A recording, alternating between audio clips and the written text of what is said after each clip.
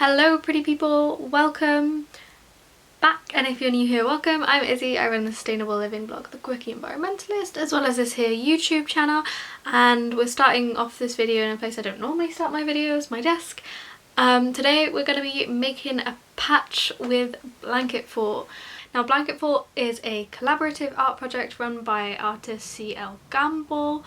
I believe they were running this as sort of a workshop like in person, but because of, well, you know what, it's now being run online. I believe the first live session is going to be tomorrow from their blanket fort at home. The idea of blanket fort is to create sort of achievement badges as a form of mass resistance against the pressures of capitalism, etc, etc, which I'm all here for. So today the first thing I'm going to do before tomorrow's live session is design my patch, so that tomorrow when the live session is going on, I can just be sewing and embroidering my patch.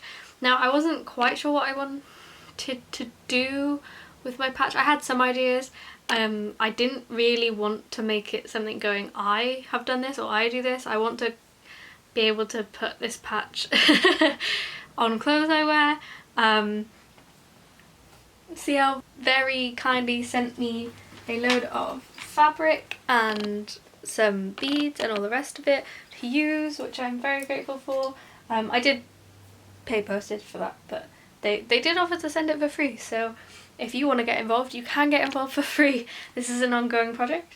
I've decided for the first patch, I might make another one at some point in the future, but for the first patch I'm going to use this amazing watermelon fabric, and I'm going to make a badge that says "Fuck fast fashion." Not because I have screwed the fast fashion industry, but I think it's kind of a way of saying screw you, I'm not contributing to you anymore, and I don't contribute to fast fashion anymore. I am very anti-fast fashion, as if you follow me on any of my social media or my blog for a while you will know that, and you will find out soon if you don't know already with my Fashion Revolution campaign. But yes, we're going to use this. I want to make it like the back of a shirt, make this into the back of a shirt and just have it say "fuck fast fashion" on it, because yeah, that's how I feel about fast fashion.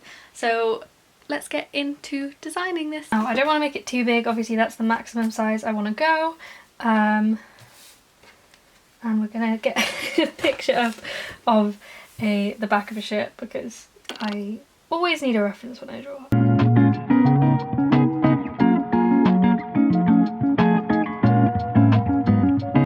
So what I did here is I found a reference on Google Images, I drew a shirt, realised that I wasn't quite happy with the reference that I had, tried to find other references of like a proper shirt with a collar, and then tried to look with the shirt on me as well, and drew a few iterations until I was semi-happy with what I was doing.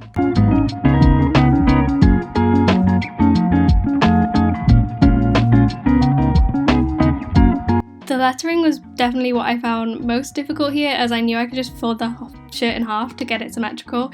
The placing of the lettering just kept not going too well, as I had two words with 4 letters and then one with a lot more letters.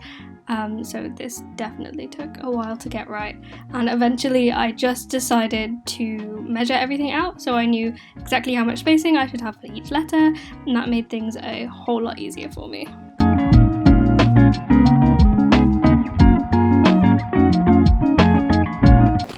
After a fair few iterations, I have the one. I'm now going to cut my fabric out, and I'm going to leave the transferring of this till tomorrow. I didn't leave the transferring till the next day, I just carried on. So here I'm trying to pin it and cut out the fabric from the smallest bit of fabric possible, so I'm wasting as little fabric as I possibly can, drawing around the edge of it with chalk and then cutting it out. I actually had to do this twice because the first time I cut it out my sleeves were really obviously wonky and it annoyed me, so there was a little bit of a waste of fabric there, but we got there eventually.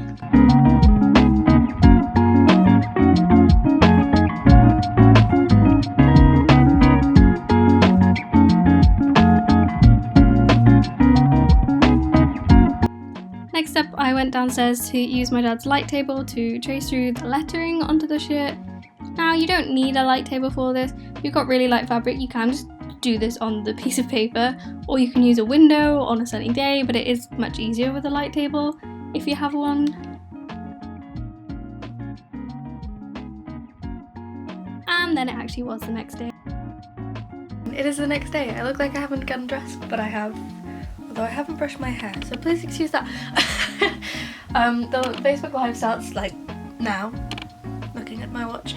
And I need to put this in an embroidery hoop, so I'm going to do that and get involved.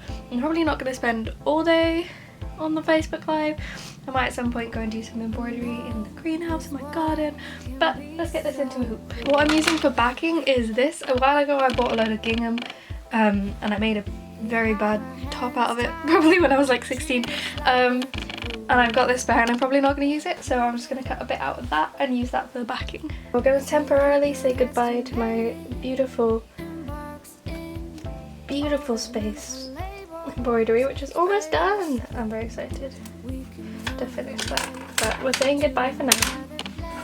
We're getting some of this. We're going to have about that much. To another place, no need to worry, escape reality. Now, this goes in here. Reality. And then we're taking the paper off the back of here.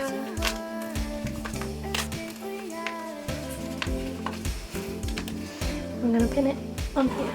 That needs to be. Escape reality.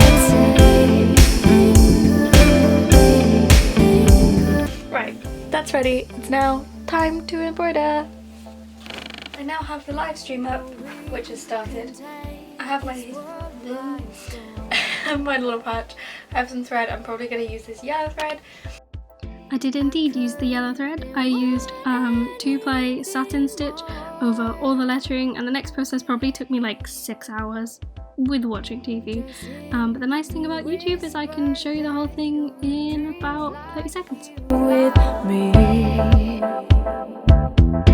and lay the stars above serve as your remedy. We can run away to another place, no need to worry, you'll be my safety. We can run away to another place, no need to worry. Then after the lettering, I used the same stitch with black thread to do kind of like the outline of the shirt collar. Now, it does look a little bit weird. It doesn't quite look like I was planning it to look, but hopefully when I do all the stitching around the edge, it'll all tie together a little bit more and look more like a shirt. Next up, I am going to take this out of here because we're done with the embroidery section. I'm going to pin this all in a little bit more securely, although I've lost my pins, and cut around the edge. No need to worry, escape reality. Here I cut the t-shirt design out with the two sides, and next I needed to finish off the edges and stitch the two sides together.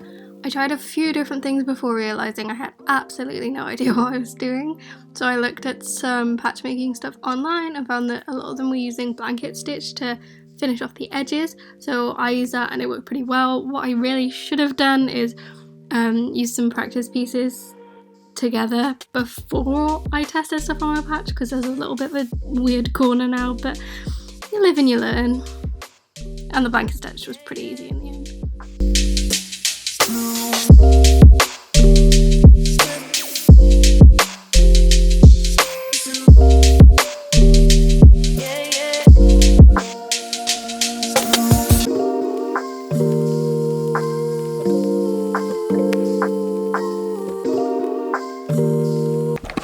And we're done. I'm actually super happy with how this turned out. For a first attempt anyway. It's quite messy, the shape's a bit weird. I think it looks more like a turtleneck than a shirt, but I don't think it's too bad for a first attempt. I had a lot of fun. It probably took me about 10 hours to do this, which it's quite a long time, but you know, have a lot of time on my hands at the moment, and sometimes it's nice to just spend time just doing stuff. I probably could have done it quicker if I was concentrating or when I've had more practice, but getting the hang of this sort of stuff. This is the second embroidery project I've done. The other one is this one, which I haven't actually finished yet, which I will get to finishing soon. But yeah, if you want to get involved with the blanket fort specifically, then I will leave the links down below to all of that stuff and CL's social media. I think I might keep this one for myself as it's my first ever one, and make another one to go in the blanket fort because I've got enough supplies to make another one. I think that might be my plan anyway. Yeah, thank you so much for watching. If you like this, then like the video, subscribe. I'm not sure what direction this channel's going in, but I do have a full week's worth, 7 days of content coming up for Fashion Revolution Week soon, so stay tuned for that. I'm gonna have more making and doing things on my channel soon, because all of this time I'm mainly sewing, which I'm actually kind of enjoying. So yeah, thank you so much for watching. Thank you CL for the fabric and I'm sure I will send you a patch soon. Yeah, see you very soon.